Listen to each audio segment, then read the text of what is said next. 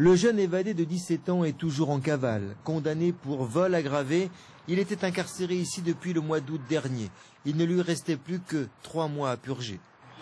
Samedi après-midi, à l'issue d'une sortie éducative sur l'île des Ambiers, il a échappé à la vigilance des éducateurs. Une sortie en bateau pour 3 jeunes détenus, encadrés par 4 personnels de l'administration pénitentiaire. David Silver, éducateur sportif, en faisait partie. Il est rentré donc dans le vestiaire pour les jeunes, pour se doucher. Il a attendu un petit peu. Il a dit à ses 2 collègues je vais me doucher à côté. Donc les 2 jeunes, si tu veux, il est sorti. Il a dit à l'éducateur je vais regarder les bateaux en attendant que tout le monde ressorte.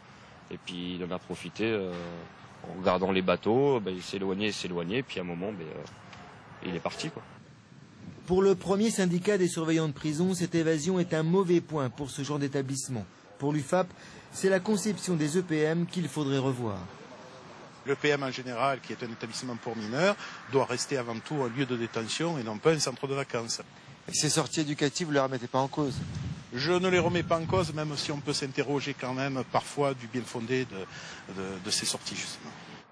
Tous les mineurs incarcérés ici suivent une vingtaine d'heures de cours par semaine.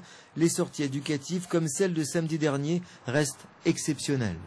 Il y a une permission de sortir qui est accordée en fonction des profils des détenus par le juge des enfants.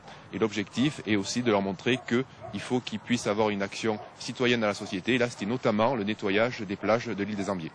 En France, il n'existe pour l'instant que 6 établissements pénitentiaires pour mineurs. Celui de Marseille accueille 60 détenus, garçons et filles, encadrés par 80 personnes. Depuis son ouverture en 2007, c'est la 3e évasion.